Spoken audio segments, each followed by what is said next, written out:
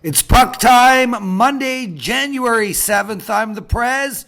We've got Alex B. Smith and the legend himself, Dave Cokin, with us. A new week, more winners coming. Everybody's rolling in hockey. I had a winning NFL weekend. How are you boys? Alex, what's going on with you, young man?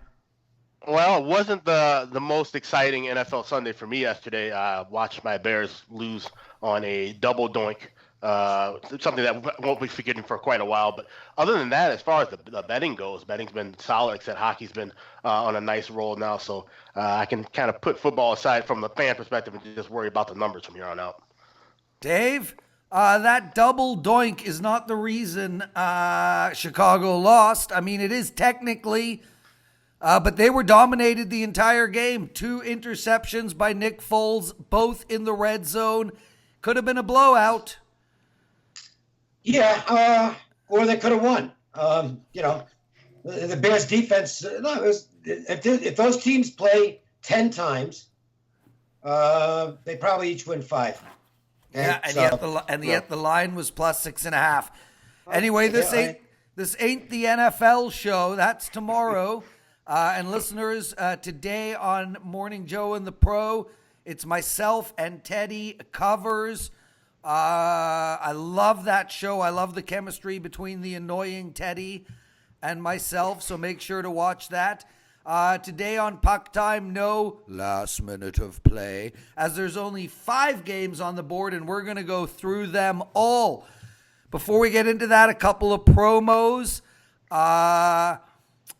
I have a 5-star NHL play tonight. It's only my second of the year. It's up at WagerTalk.com. You can have it for $5. Use the promo code PrezNHL5 as well. If you want mine, Dave, or Alex B. Smith's entire week of hockey, head over to either WagerTalk or Sports Memo and use the promo code PuckTime. Dave, let's start with you, brother. Nashville on the road, playing in Toronto. Hutchison in net again for Toronto. He looked great on Saturday night. He put up a shutout. Look, these are 2 of the best teams in the league. No reason they can't make it to the Stanley Cup finals. The line came out at Toronto minus 162. A lot of money has been bet on the Preds. What do you like in this game? I wanted to mention something first, and it's the value of reading and doing your research every day. I had a play on Edmonton plus 140, whatever it went off last night. And this was predicated strictly, not on numbers, but on Ken Hitchcock, who just trashed his team after the performance at L.A. on Saturday, where they had 16 shots on goal and got beat 4-0 and were lifeless. And he really let them have it after the game. That's why it's worth your while to check out those post-game notes. You generally won't get anything, but once in a while you get a little gem. That team was going to come out to play last night, and that turned out to be free money on the Oilers. As far as Nashville and Toronto goes, the Predators, I would say that their performance at Montreal was the best road game they've played in, 2 months? They did win at Washington 6-3, but they were okay that night. But they were really good against the Canadiens. Now, granted, Carey Price gave them a couple of goals. He was not strong in that game. But that's still a big confidence booster for Nashville. Getting Subban back on the blue line after he was out is certainly starting to pay dividends. The goaltending is strong right now. Rene and Saros, lethal combination.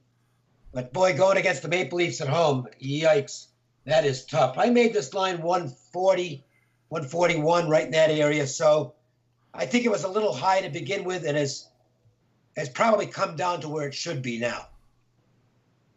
So you got no thoughts or opinions on the Toronto-Nashville game? Not really.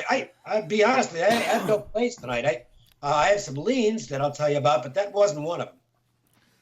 Alex, what do you think of this game? Over and under 6, think it's going to be high scoring or low scoring? It would lean to me to be more of a high-scoring game. I did a little write-up for this play over at sportsmemo.com, and I lean with Nashville here just simply on the fact, like I said, Nashville's playing, as far as in short-term mode, they're playing a little bit better right now, where you look at Toronto, they've lost 2 of their last three games. The power play has kind of slowed down a bit, only 1 of 12 over the last 6 games. This might be a spot, like I said, coming off of a hot, finally a hot-looking road game for Nashville. They had lost 6 in a row before that win in Montreal. Might see them carry over that momentum, knowing they're playing one of the top teams in the league. So at a plus 130 price, it's worth a look, but I didn't fire away on it. Alex, let's talk about the next game. Philadelphia on a 6-game losing streak, playing against the Blues, who just cannot seem to get it together. They beat Washington 5-2. Then they go and lose to the New York Islanders 4-3. This team can't put a winning streak together. They're on the road. They are basically a pick'em against a brutal Flyers team. The over and under is 6. What do you like in this game? Sure. Just a really bad game. You look at the 2 goalies that are playing. You got Carter Hart, the rookie. We've talked about him before. About he's obviously going to be the goaltender of the future for the Flyers, but he's still got some things to work out. And for the Blues tonight, you got Jordan Bennington, a guy who's mostly just been an AHL guy for quite some time. I don't expect to see anything super stellar from either one of these guys in this game tonight. But like I said, Dave, you've mentioned this before, where you have a goalie where no one's really got a good look at him. He could come out and have stand on his head and have a great performance. So I'm staying away from this game. These are both teams that desperately need wins. I wouldn't be shocked, obviously, to see the Flyers losing streak continue. But like I said, just kind of wait and see. Maybe get some notes for the future with either one of these goalies tonight. Dave, any thoughts on this game? Maybe a little bit of a lean to the Flyers. I think they're in desperation mode to get a win. And St. Louis doesn't always bring their A game if they have an A game. It's more of a B game, but sometimes they show up with their D game. They're just not very good. I mean, we've been talking about this for 2 years now about the Blues at times look like they can be electrifying. Those nights are becoming fewer and further between. They're just not very good. I priced the game at 125, so again, it's right about where it should be. If I had to play it, I'd take the Flyers. He's Dave Cokin. We've got Alex B. Smith with us. Remember, folks, I've got a 5-unit play, the highest rated play we are allowed to give out at WagerTalk.com, and you can have it for $5. Use the promo code Prez NHL5. Alex, Minnesota, baby, the Wild. Beat Toronto 4-3, beat Ottawa 4-3. Now they're playing Montreal, but they are getting Montreal after a terrible performance against Nashville. Montreal has won 5 of their last 7. They really haven't had a major losing streak this year. The home team is basically, the game is basically a pick 'em. Minus 120 is the highest number you can find. The over and under is 6. I like the under in this game. What are your thoughts? Normally, I look to go against the Wild on the road because they're just not nearly as good of a team on the road as they are when they're playing home, the Xcel Center. But like I said, they're getting some momentum. Had a nice win in that odd Thursday day game against Toronto, and then another early start with the Ottawa game. So now getting back to a nighttime start here. But you look at the previous history, Minnesota has won 8 of the last 10. There's been some blowouts in the series, especially if you look at the last meeting, which was here in Minnesota about 2 months ago, a 7-1 win for the Wild. So that's something to take note of. I'm sure that Montreal is going to be interested in trying to get a little bit of revenge. If there's anything of a revenge spot there, they're going to be trying to at least be fired up and play a more competitive game here. Dave, Minnesota's won their last 3 road games, 2 against top teams, Winnipeg and Toronto.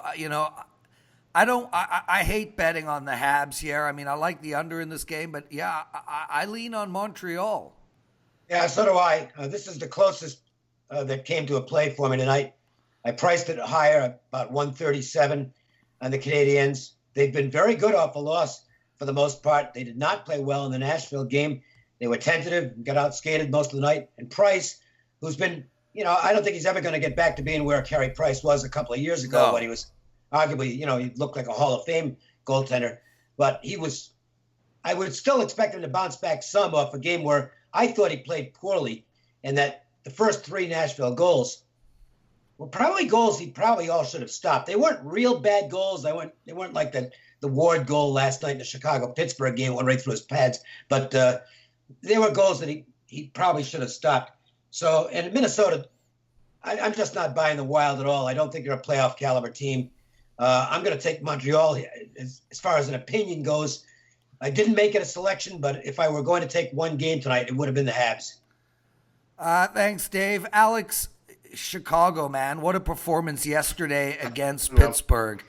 I mean, this Pittsburgh team was absolutely rolling, maybe the hottest team in the league. And they hosted a brutal Blackhawks team and lost 5-3. Now the Blackhawks, after traveling, albeit not very far, but it's still a travel day, are hosting Calgary. Look, we've spoken about Calgary a lot, and, we all love Calgary. They just came off a 3-2 overtime win against Philadelphia, though. They have won 3 of their last 4, but, they're on a 4-game road trip far away from home. The over and under is 6.5, which is normal in a Calgary game.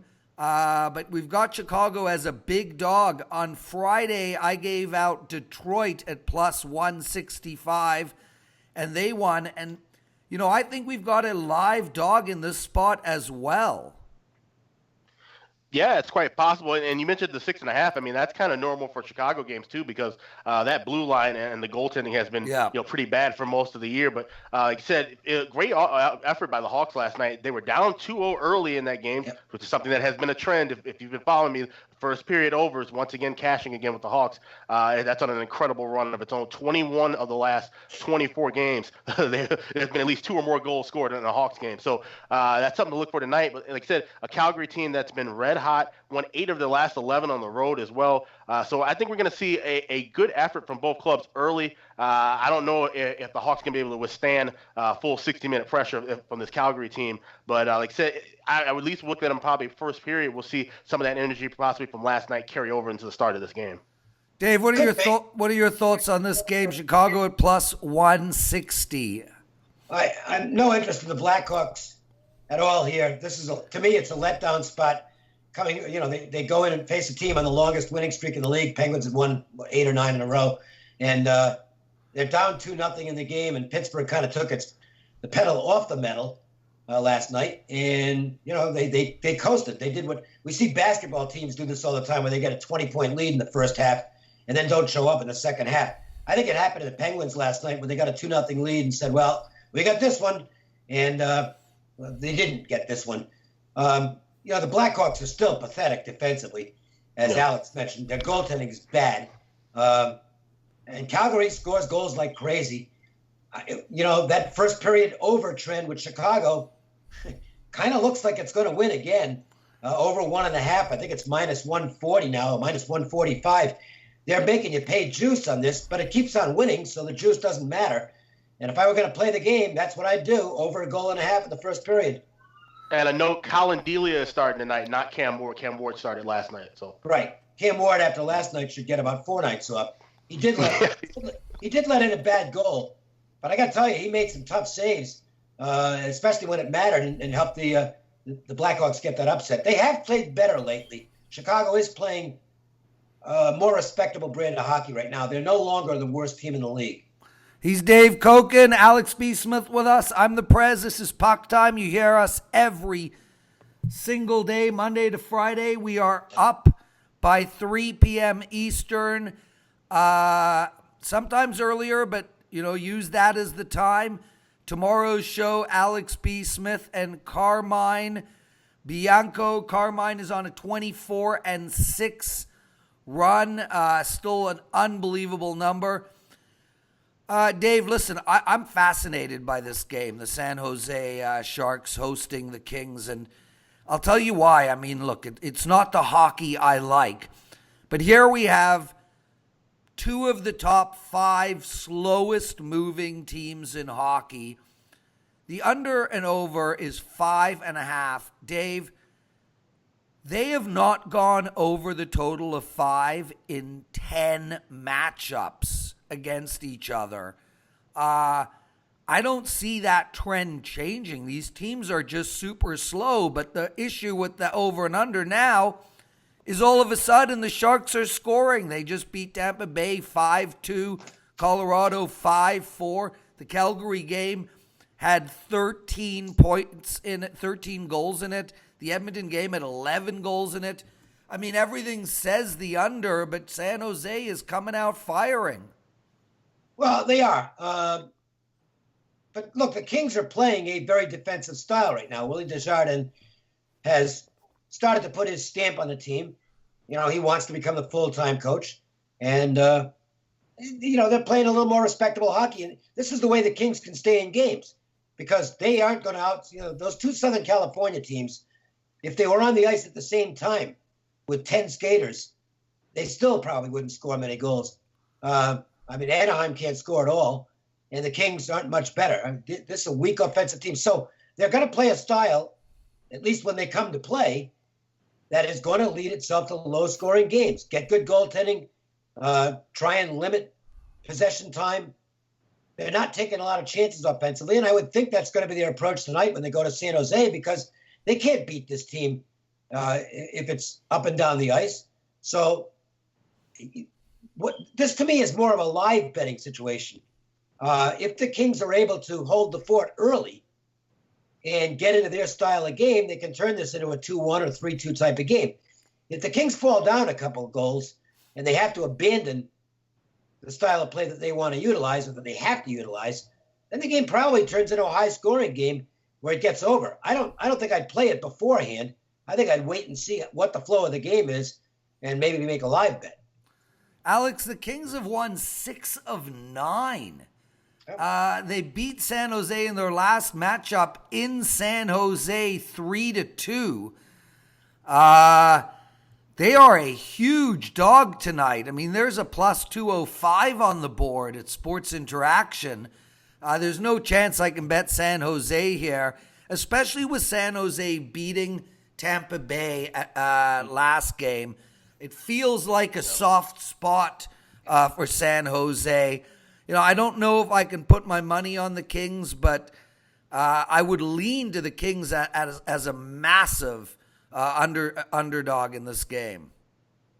Yeah, the one thing I had circled, I kind of went off the path a little bit with this one. I was looking at San Jose, the team total over 3.5. You can find it around even money. You look at how San Jose has just been scoring. I get that LA is a team that wants to try and slow things down, but they haven't been able to always do that with some of the quicker teams. Look at how they got destroyed by Tampa Bay in that blowout a couple of nights ago. San Jose scored 5 against Tampa Bay, 5 against Colorado, 5 against Calgary, 7 against Edmonton. That's just in the last 4 games alone. This is a team that when they get their offense rolling, and it's up and down the lineup too. I mean, it's not just 1 or 2 guys. They can find some scorers from the bottom of the end all the way to the top and on defense as well. So I would look at that 3.5 over at an even money price. See, we can have a little debate on this because you mentioned something that I guess I disagree with, which is that, yes, the Kings are going to have trouble with really fast teams. San Jose is not a fast team. In fact, one of the things about the Sharks that I think is dicey about them is the way that they can't match up with teams with a lot of speed.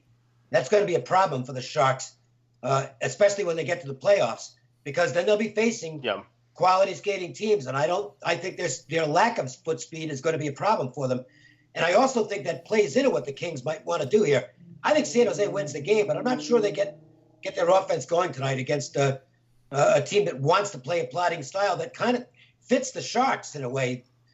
Prez, you've seen them. They're not very fast. I think my D-League hockey team might be able to keep up with either of these two teams. And tomorrow, San Jose's got Edmonton. And that's another 2 teams that are super slow-paced. Yeah, on that game, just looking ahead, Edmonton, asking them to play 2 games in a row really well, that might be a stretch. This team, they just don't focus very well. And after last night's outstanding performance, you know, if the Oilers stay with what the Oilers have been, they're gonna tank one tomorrow. Tomorrow is like the back-to-back day. Minnesota playing tomorrow and today. Montreal playing today and tomorrow. Philly playing today and tomorrow. St. Louis playing today and tomorrow. San Jose playing today and tomorrow. Yeah.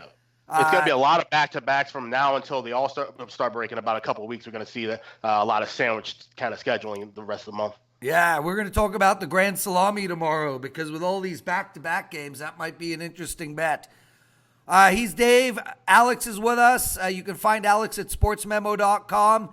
Dave Cokin at WagerTalk.com. If you want 7 days of any of the NHL handicappers plays, Dave, Andrew, Alex, Carmine, or myself, go to sportsmemo.com or WagerTalk.com and make sure to use the promo code PuckTime. Also, check out Morning Joe and the Pro today. Guys, great show. Thanks for doing it, Dave. Late minute notice because Andrew wasn't feeling well. Here's what I got to slip this in since it's a last minute notice. I got to mention these streaks. NHL 18-5, 26-8, going back a little further. 15-5 in the last 20 in college basketball. College football about 65% for the season. And I won my only NFL play over the weekend. The luckiest bet I'll win all year. I had the Seahawks plus 2.5. If Janikowski doesn't pull the hamstring, I lose the bet. Because they wouldn't have been going for 2, and I got 2 extra points there. So when you're going well, you steal bets like that, and you're not supposed to win. I'll take it. Dave, you've been going well for 40 years. Thanks for watching, everyone. We'll see you tomorrow. Same time, same channel, different people.